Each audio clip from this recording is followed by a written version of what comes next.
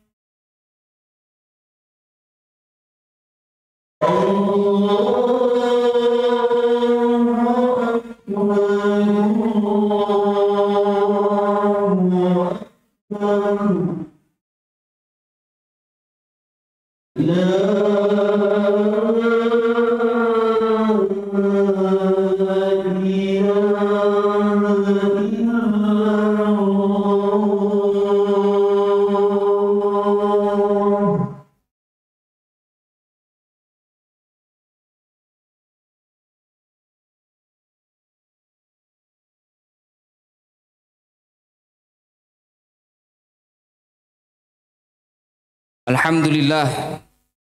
Alhamdulillahilladzi ja'ala Ramadan mausimun min mawasimil ibadah.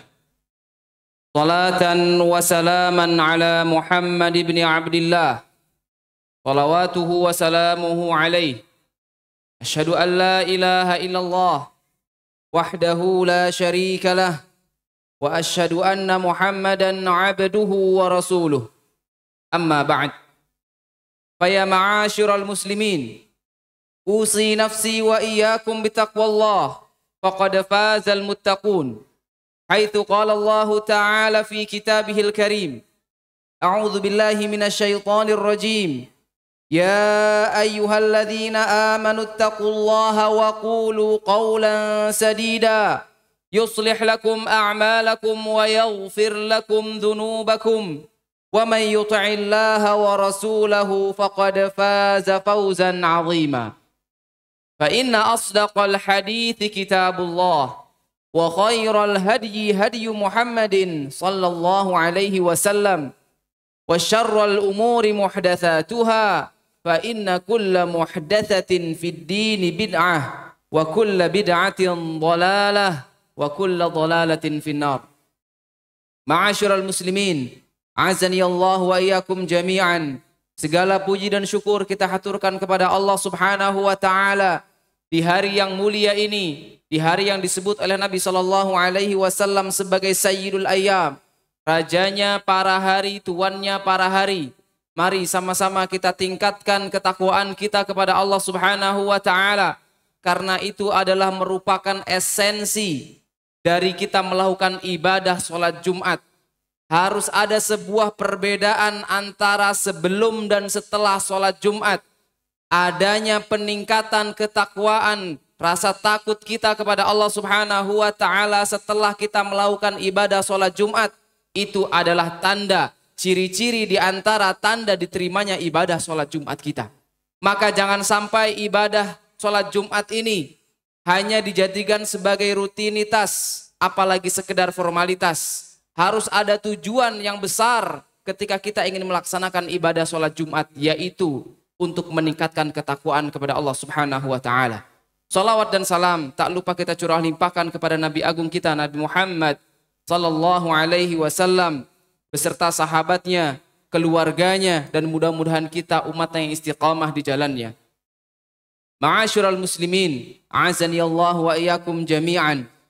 Sesuatu yang berulang dalam kehidupan kita secara terus-menerus kadang membuat kita itu merasa hambar dalam menjalaninya.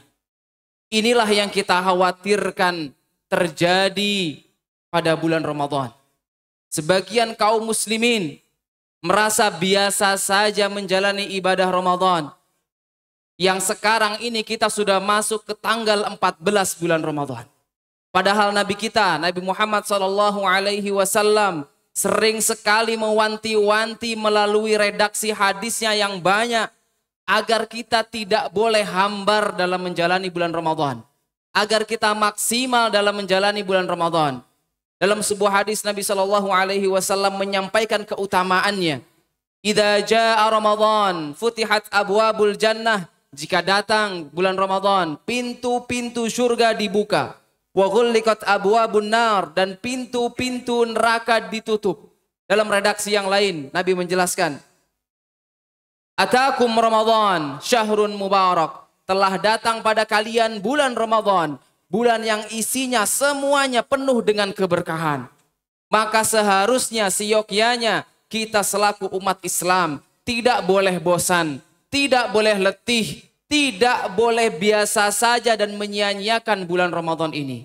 Terlebih karena pada bulan Ramadan ada sebuah keistimewaan yang tidak dimiliki oleh bulan-bulan lain. Dalam sebuah sabdanya Nabi SAW berkata, Walillahi utaqa minan nar wa dzalika fi kulli lailah. Dan Allah Subhanahu wa taala membebaskan para hamba-hambanya dari api neraka, dan itu dilakukan setiap hari pada malam Ramadan.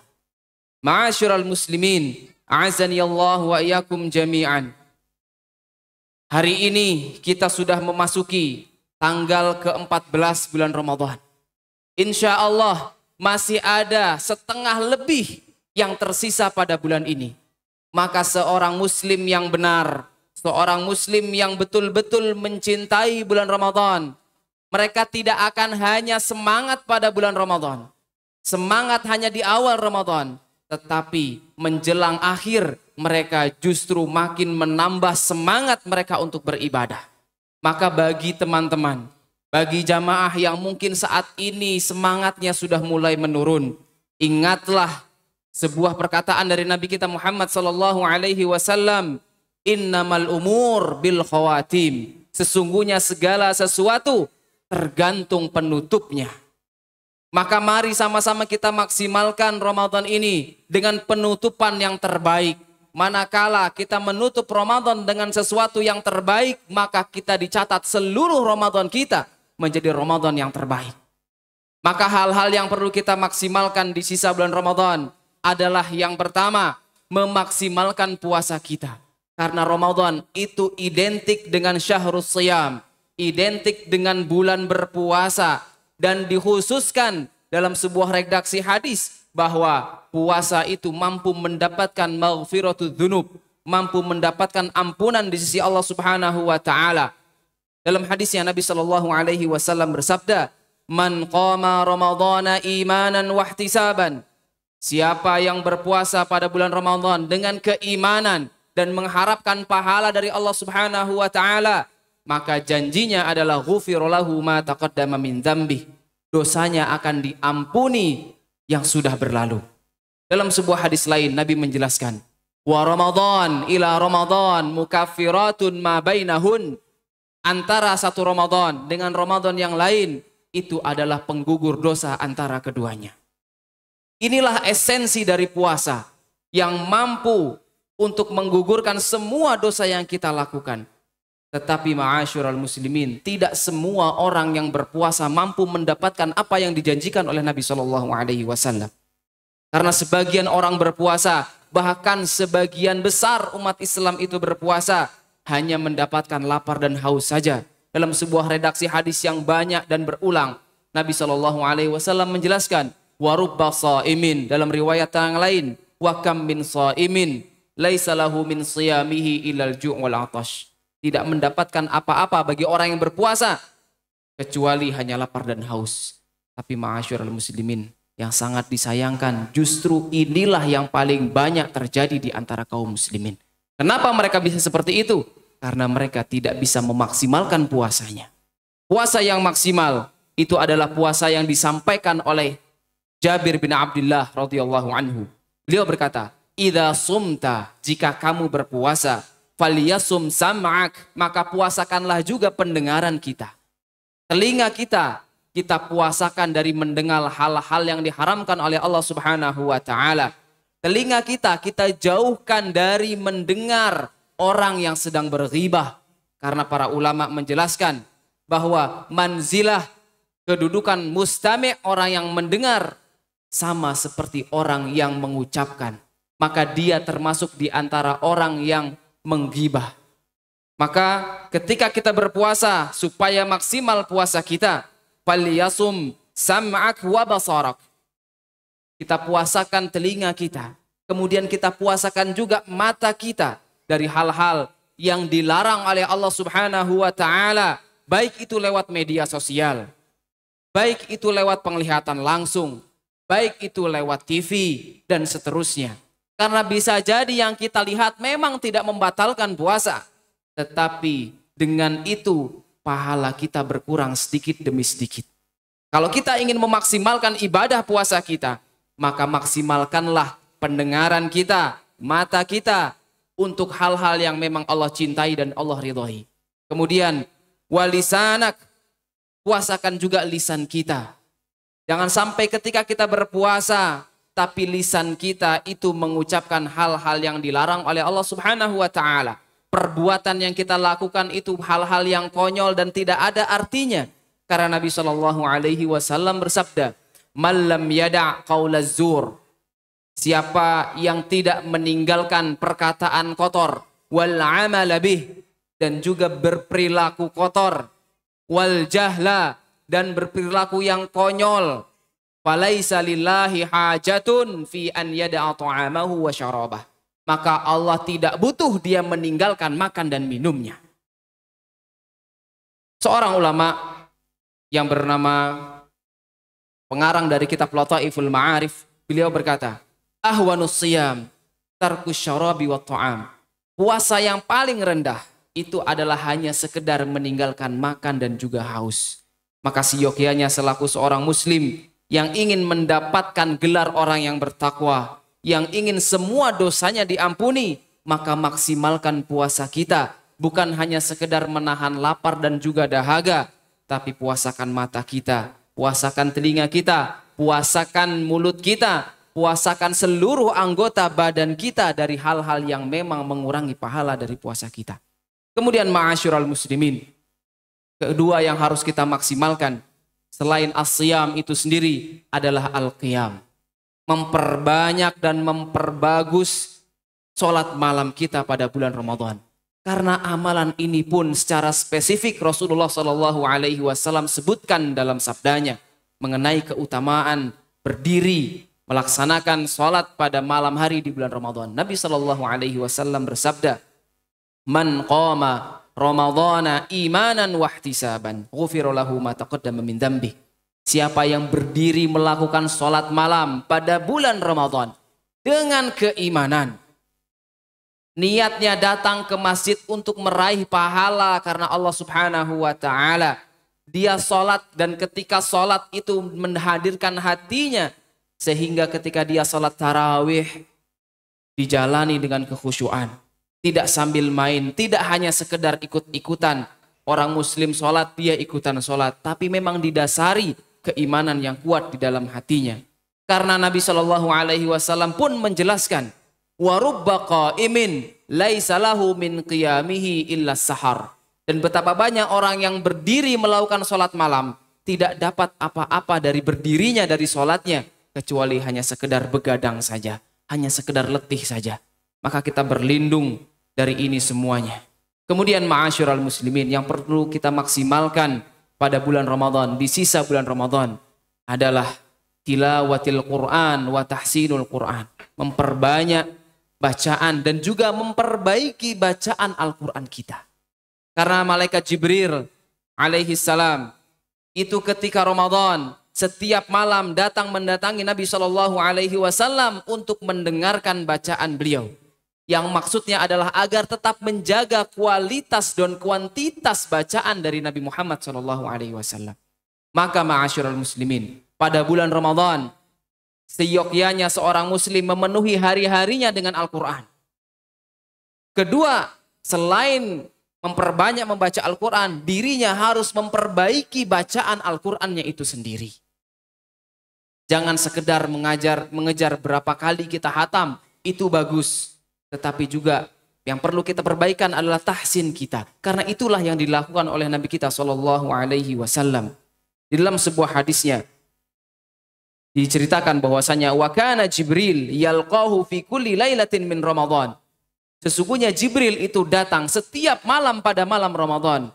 Fayudarisuhul Quran. Maka Jibril mendengarkan Nabi SAW membaca Al-Quran. Dan yang harus kita ingat ma'asyiral muslimin, sesuatu yang berkaitan dengan Al-Quran itu pasti istimewa.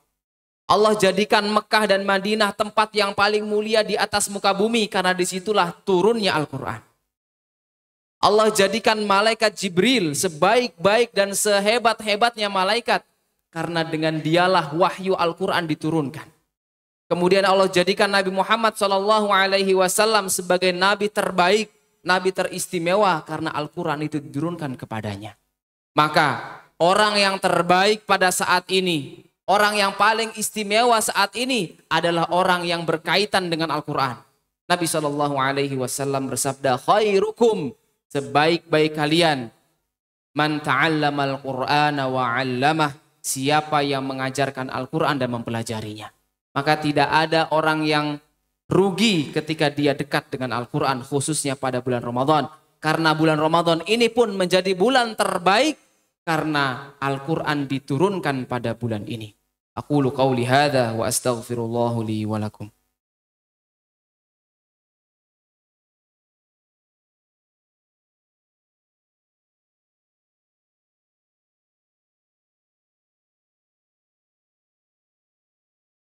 Alhamdulillahi wa kafa, wassalatu wassalamu ala nabiyyinal mustafa wa ala alihi wa ashabihi ahli sidqi wal wafa, amma ba'du.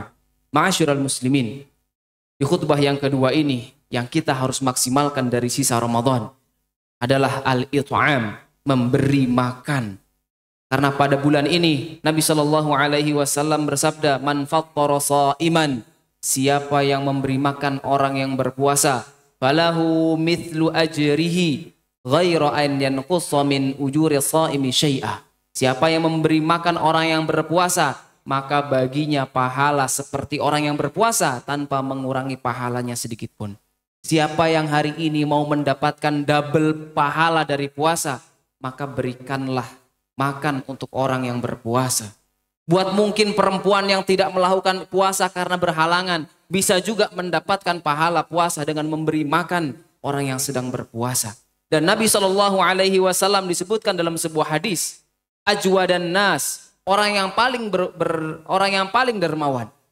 Wa ajwadu ma yakunu fi Ramadan, dan akan menjadi sangat dermawan, lebih dermawan lagi pada bulan Ramadan. Maka bagi siapa yang memiliki harta yang lebih, Mari sama-sama kita infakkan harta kita pada bulan Ramadan. Ada dua waktu, ada satu waktu yang terbaik untuk berinfak pada bulan Ramadan, yaitu di pagi hari setelah subuh. Karena di situ malaikat mendoakan orang yang berinfak di pagi hari. Nabi Shallallahu Alaihi Wasallam bersabda, Allahumma a'ti munfiqan khalafa. Ya Allah, berikanlah orang yang berinfak di pagi hari penggantinya. Wa a'ti mumsikan talafa, dan berikanlah orang yang menahan hartanya tidak berinfak di pagi hari kehancuran baginya. Maka pada bulan Ramadan bisa jamaah maksimalkan dengan berinfak di pagi hari setelah subuh. Kemudian ma'asyiral muslimin, yang terakhir yang harus kita maksimalkan adalah dengan berdoa sebanyak-banyaknya kepada Allah Subhanahu wa taala. Karena indikasi kedekatan seorang hamba kepada Sang Pencipta adalah dengan doanya. Makin dekat seorang, makin sering dia berdoa kepada Sang Pencipta, maka makin dekat dia kepada Robnya. Dan waktu yang mustajab ketika kita berpuasa, yang paling mustajab adalah sesaat sebelum iftar. Nabi Shallallahu Alaihi Wasallam bersabda, Inna lis-shaim inda fitrihi du'aun ma turad. Sesungguhnya buat orang yang berpuasa, ketika hendak berbuka, dia memiliki doa yang tidak mungkin ditolak oleh Allah Subhanahu wa taala. Kenapa berdoa pada menjelang kita berbuka itu sangat mustajab? Karena pada saat itu kita sering lalai, kita sering abai. Sebagian kita memilih untuk mencari takjil, memilih untuk ngabuburit. Sebagian kita sibuk dengan HP-nya menjelang berbuka sehingga dia lalai untuk berdoa. Dalam kaidah Islam, ibadah yang dilakukan saat manusia lalai memiliki bobot yang lebih tinggi, sebagaimana sholat malam dijelaskan oleh Nabi Shallallahu Alaihi Wasallam, wa sallu bil-laili wan nasu niyam. Dan sholatlah kalian pada malam hari di saat manusia sedang terlelap tidur. Begitu pula doa menjelang berbuka puasa memiliki bobot ijabah yang luar biasa. Karena pada saat itu manusia sedang lalai, sebagian ngabuburit, sebagian sibuk dengan HP-nya, sebagian sibuk dengan gamenya, sebagian sibuk dengan obrolannya. Maka maksimalkan jamaah sekalian, di penghujung sebelum kita berbuka, berdoa sebanyak-banyaknya. Karena ini merupakan waktu yang ijabah. Innallaha wa malaikatahu yusalluna ala nabi ya ayyuhalladzina amanu sallu alaihi wa sallimu taslima. Allahumma salli ala Muhammadin wa ala ali Muhammad kama sallaita ala Ibrahim wa ala ali Ibrahim innaka Hamidum Majid. Wa barik ala Muhammad wa ala ali Muhammad kama barakta ala Ibrahim wa ala ali Ibrahim innaka Hamidum Majid. Allahumma ighfir lil muslimina wal muslimat wal mu'minina wal mu'minat al ahya'i minhum wal amwat innaka sami'un qaribun mujibud da'wat wa ya qadiyal hajat. Allahumma ati nufusana taqwaha wa zakkiha anta khairu man zakaha anta waliyuha wa maulaha. Rabbana hab lana min azwajina wa dhurriyyatina qurrata a'yun waj'alna lil muttaqina imama. Rabbana atina fid dunya hasanah wa fil akhirati hasanah wa qina adzabannar. Ibadallah, innallaha ya'muru bil 'adli wal ihsan wa ita'i dzil qurba wa yanha 'anil fahsya'i wal munkari wal baghi. Ya'idzukum la'allakum tadhakkarun. Fadhkurullaha al-'azima yadhkurkum wa la dzikrullahi akbar. Aqimissalah.